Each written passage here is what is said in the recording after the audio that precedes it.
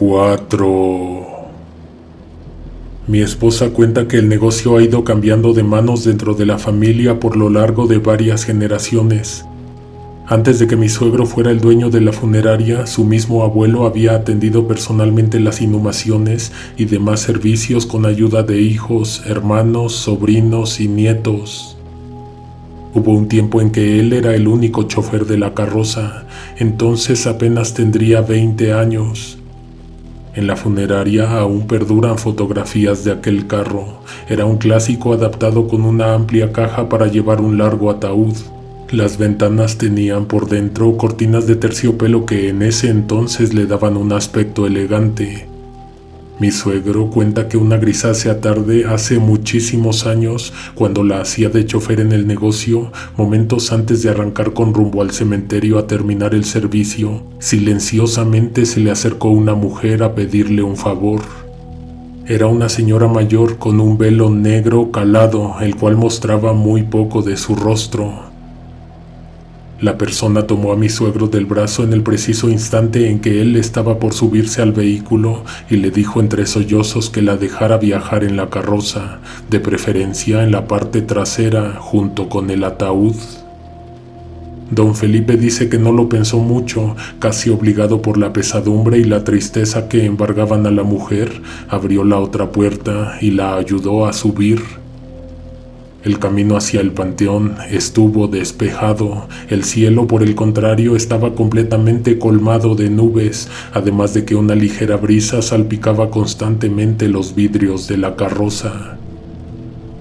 Por lo largo del trayecto mi suegro no pudo evitar oír los lamentos y llantos de la mujer que en todo momento abrazaba desconsolada el cajón, apoyando la frente en la tapa y hablándole con susurros al muerto. Al momento en que llegaron al final de la procesión, Felipe se apresuró a conducir el carro hasta el sitio donde sería descargado el féretro para posteriormente ser llevado en hombros hasta la tumba abierta. Cuando bajó, inmediatamente abrió las puertas para que primero descendiera la señora. Al hacerlo, encontró la carroza vacía. La mujer del velo negro ya no estaba a la vista. Había desaparecido. Resultaba imposible, pues segundos antes de descender del vehículo, mi suegro echó un último vistazo a la parte trasera por el espejo retrovisor y la vio. Entonces le avisó a esa persona que habían llegado a su destino. Incluso la escuchó decir gracias cuando se detuvo la carroza en la calzada.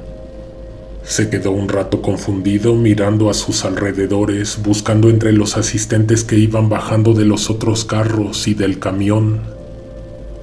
Llevaron el ataúd hasta donde sería enterrado. Ahí mi suegro dice que tampoco vio a esa mujer. A pesar de que el velo calado cubría el rostro de aquella persona, su negra y larga cabellera la distinguían de todas las demás. En un momento se soltó la lluvia sobre el camposanto, entonces familiares y amigos se congregaron, se acercaron mucho más a la tumba, unos se resguardaron bajo una carpa mientras que otros abrieron sus paraguas. El viento movía las coronas, agitaba los árboles, hacía volar las hojas. Fue ese el momento en que se volvió a hacer presente la mujer del velo calado. A varios metros del servicio, ella era la única mojándose bajo la lluvia. A varios metros del servicio, sus pies ni siquiera tocaban el suelo. Ella era la única mojándose bajo la lluvia.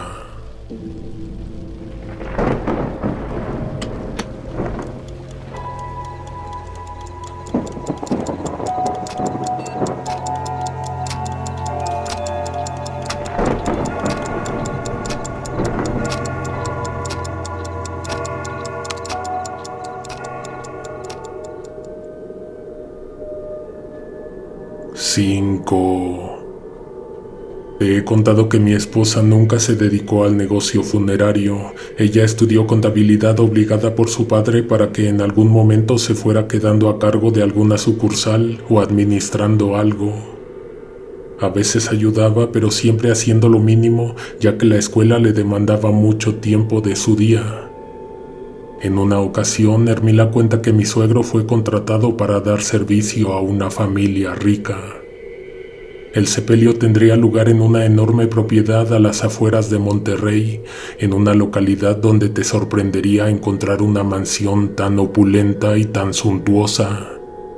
Entre tantas vanidades y lujos que aquella familia se había permitido en la construcción de su vivienda, a espaldas de la mansión contaban con una pequeña capilla que ostentaba fastuosos vitrales, un retablo impresionante, candelabros de madera y pisos y paredes de piedra que le daban al lugar un fresco respiro del horroroso calor que se sentía por esos rumbos.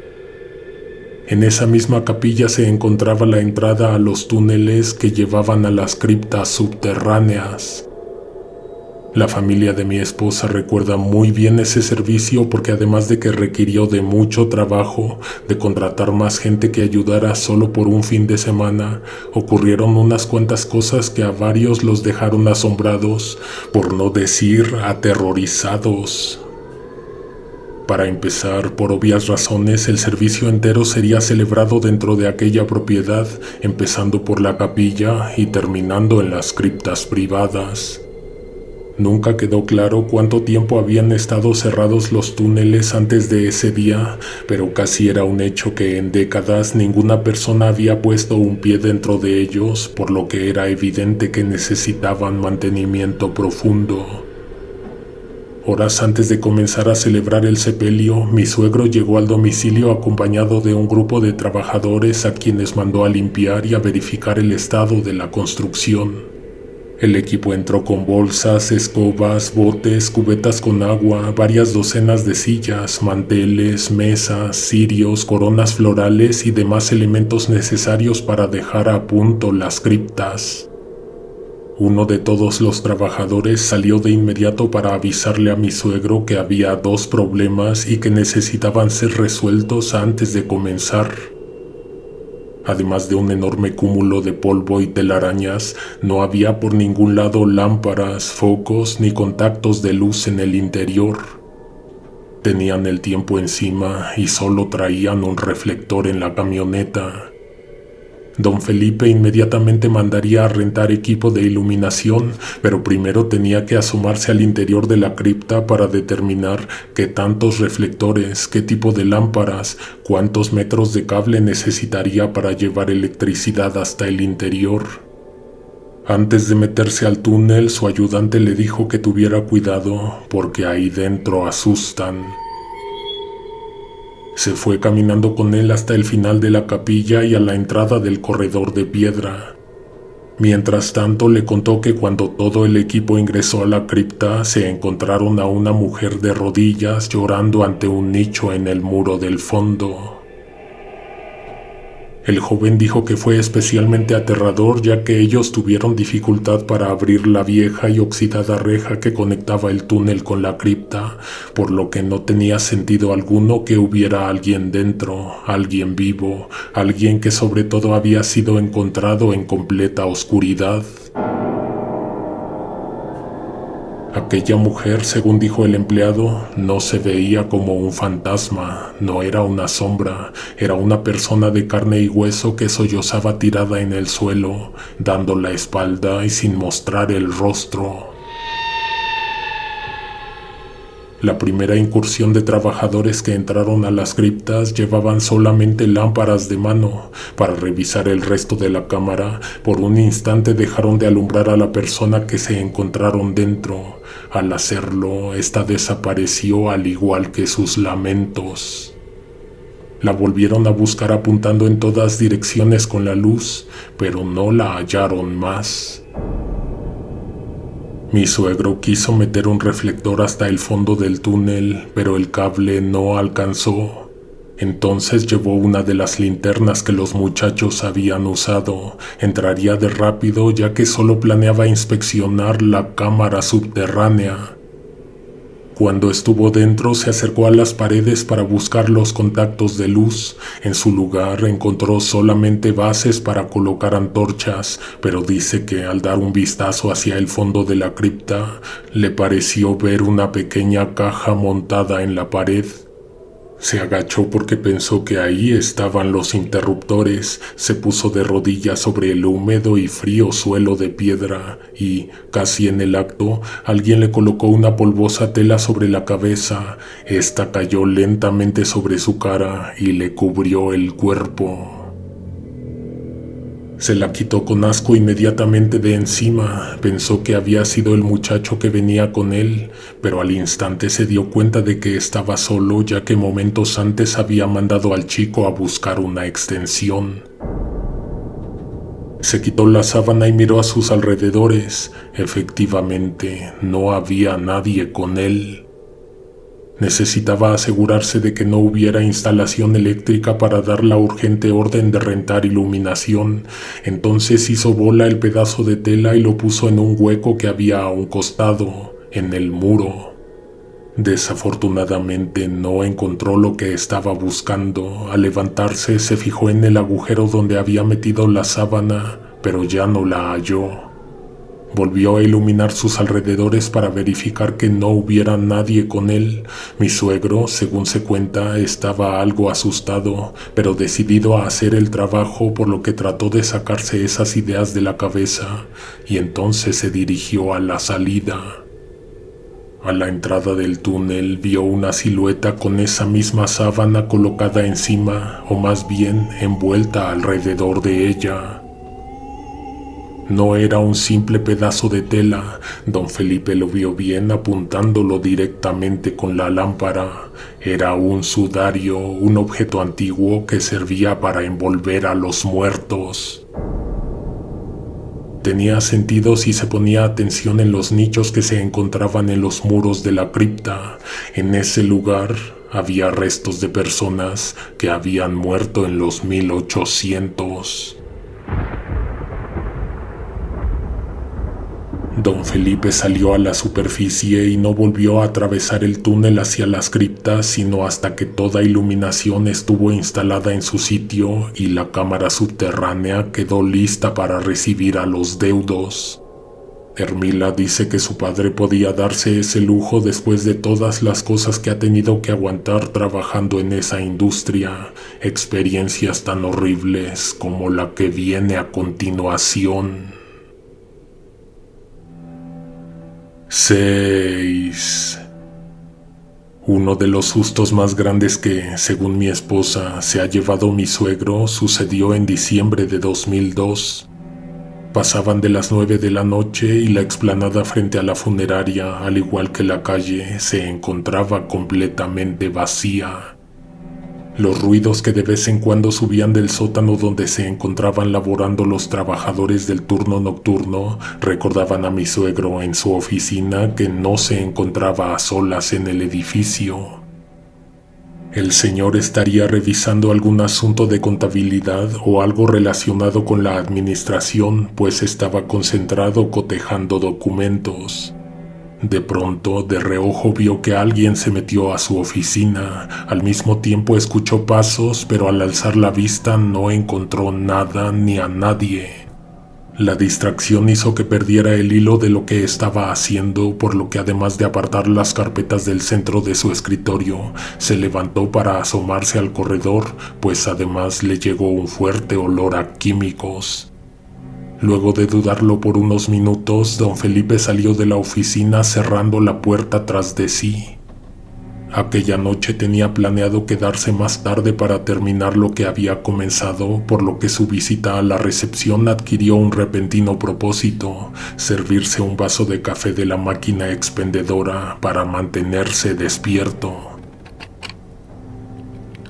Se cuenta que mi suegro tomó asiento en la sala de espera para darle unos cuantos sorbos a la bebida y ésta no se derramara en el camino de vuelta a su oficina, cuando de pronto, por el sonido de los veloces pasos, fue evidente que alguien venía corriendo en su dirección. Era uno de los embalsamadores. Él venía dando pasos rápidos mientras que su compañero caminaba a un ritmo un poco más lento. Según esto, se veían preocupados. Sin detenerse a recobrar el aliento, le comunicaron a mi suegro que tenían un problema con el cuerpo que habían recibido por la tarde. Don Felipe se levantó dejando el vaso con café en una mesita de cristal y lo siguió apresurado. Lo llevaron hasta la sala donde ellos laboraban y le señalaron al mismo tiempo hacia una plancha vacía en la que minutos atrás tenían un cadáver que se encontraban embalsamando. El problema era de alguna manera evidente, pero mi suegro tuvo que preguntar. Resulta que los muchachos salieron del área, se quitaron los guantes de trabajo y se fueron caminando juntos al sanitario. Cuando volvieron a la sala, se encontraron con que el cuerpo había desaparecido de la plancha. No podía ser una broma, nadie en el negocio funerario juega con esas cosas, nadie que se dedique a trabajar con cadáveres se atrevería a faltarle al respeto así a un muerto. Mi suegro llamó a Rogelio, mi cuñado, para que acudiera inmediatamente en ayuda de la situación, para buscar el cuerpo, para encontrar una solución. Si no aparecía el cadáver en media hora, estarían obligados a reportar el incidente a la policía y, peor aún, a la familia. Uno de los técnicos sugirió una respuesta que a mí en lo personal me pareció descabellada, pero mi esposa asegura que no es tan raro que las personas en la plancha despierten súbitamente. A veces existen condiciones médicas que el individuo y la familia desconocen, que los hacen caer en un letargo muy parecido a la muerte. Hay suficientes casos documentados de personas que despiertan confundidas en la morgue después de haber sido declaradas muertas. Aquí lo imposible y por lo que no pudieron considerar por mucho tiempo esa opción fue porque para ese momento la sangre de ese cuerpo ya había sido drenada. Miraron varias veces la cámara de refrigeración porque también existía la posibilidad de que hubieran olvidado que lo regresaron. Dada la hora, las puertas de la funeraria se encontraban cerradas con llave, por lo que también tenían que considerar que al encontrarlas aún cerradas, el cuerpo no podría haber sido extraído, ni podría haber salido por su propia cuenta. Entre mi cuñado, mi suegro y los dos empleados se dieron a la tarea de buscar hasta en los sitios más improbables. De pronto corrían por las escaleras siguiendo ruidos que aparecían en pisos superiores o en piezas de las que se encontraban alejados. Por el contexto podría sonar macabro, pero parecía que estaban jugando a las escondidas. En una de tantas vueltas que le dieron al edificio y casi cuando ya estaban decididos a marcarle a la policía, encontraron el cuerpo de vuelta en la plancha. El repentino descubrimiento hizo temblar de miedo a todos, pero lo que les provocó una crisis nerviosa a los técnicos fue que vieron que el cadáver tenía sucios los pies, tal y como si hubiese andado descalzo por toda la funeraria. Después de aquel incidente se dieron varias órdenes en cuanto al manejo de los cuerpos, tales como devolverlos a las cámaras refrigerantes siempre que fuesen a pausar el trabajo en ellos, aunque fuese solo para ir al baño o a dar una caminata para estirar las piernas. Mi cuñado y mi suegro se quedaron platicando el resto de la noche tratando de averiguar una explicación lógica para lo que acababa de suceder. Sin querer, más bien sin estarlo buscando, encontraron pasos de pies descalzos en los corredores. No tenía sentido pensarlo, pero era por donde había andado caminando aquel cuerpo. El rastro que no solo era de los pasos, sino también de los líquidos que se usan en la preparación, llegaba a la oficina de don Felipe. Existen motivos para pensar que el cuerpo entró al despacho y estuvo ahí un buen rato hasta que, sin avisar, apareció de nuevo en el sótano sobre la fría plancha de metal. Nos gustaría saber tu opinión de esta serie. Si te ha gustado, deja un like y comparte. En 2 semanas presentaremos los últimos 3 relatos que nos comparte uno de nuestros suscriptores. Para que no te los pierdas, suscríbete y activa las notificaciones. No te pierdas esta semana la continuación de Nuestra Señora de la Oscuridad. Nos escuchamos pronto. Alguien te observa en la oscuridad.